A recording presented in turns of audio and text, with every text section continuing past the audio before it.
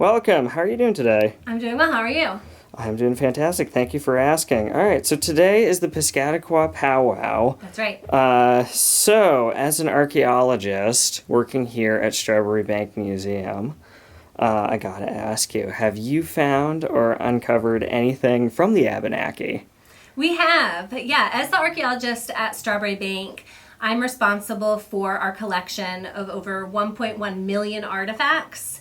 The vast majority of those are artifacts from the late 17th century through the 20th century from Euro-American residents of the neighborhood, but a few dozen are materials or belongings left behind by the Abenaki people from this region.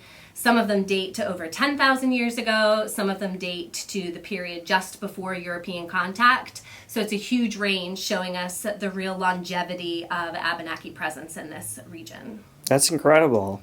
So, what have you noticed? What kind of changes have you noticed from the artifacts you found over the centuries of Abenaki activity here? Yeah. So the thing that lets us know we're looking at artifacts from different time periods have to do with technology and resource management of Abenaki and other indigenous peoples.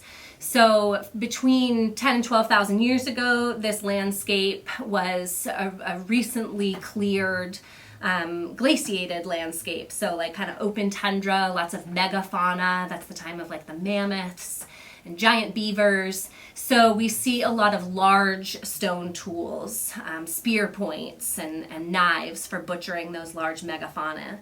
As the landscape became more forested over time, it wasn't as practical to use spears because there were trees in the way.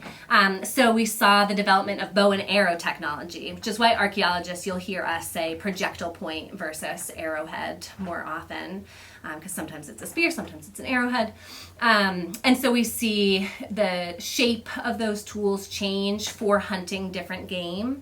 We also see as people get more and more established in regions and they're not following herds of animals around the landscape, that they are starting to trade with one another. So one of our projectile points in the Strawberybanke collection is made of Pennsylvania jasper, a material from the area we know today as the state of Pennsylvania, indicating that they were trading over quite a large distance.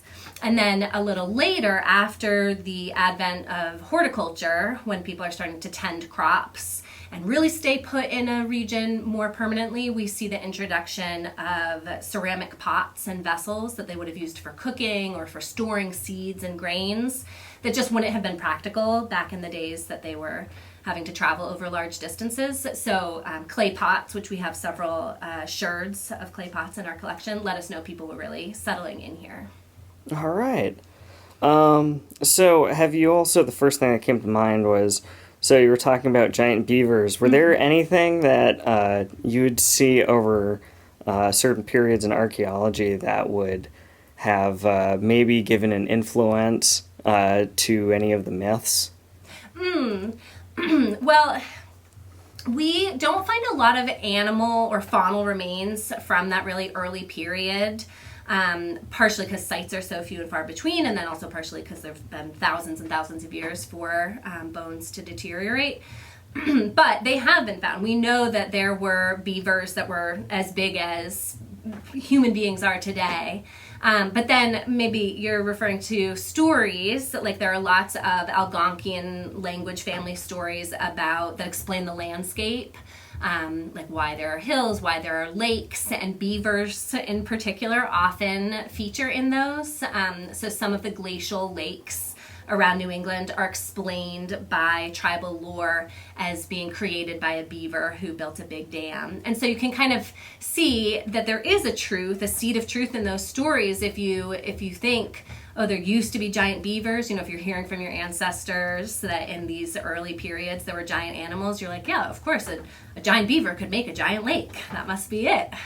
Or make a giant mountain with their moving around. So yeah, the oral traditions that help explain people's connection to the landscape and explain the origins of why they're here are grounded in what we know about the earliest period of this continent's history.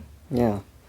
So kind of as a last question, I mean, how does, working here, now adding that there's a powwow here, how does that add, in your eyes, to this museum? Yeah. So it has been a goal of mine since I arrived to see more educational material, more programming, more presence for Indigenous people here at Strawberybanke.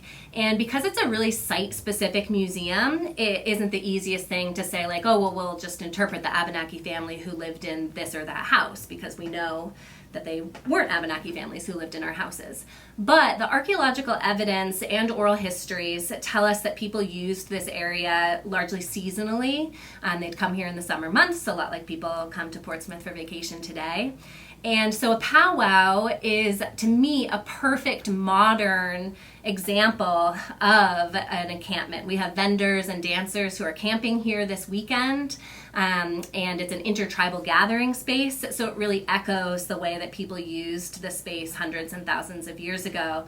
But it helps at the same time remind people that Abenaki people are still here, and that their traditions have changed, and they've adopted new traditions and found new ways to educate people, just like every culture changes over time. So it doesn't anchor Abenaki people only in that pre-contact past, but connects us to the pre-contact past and into the future as well.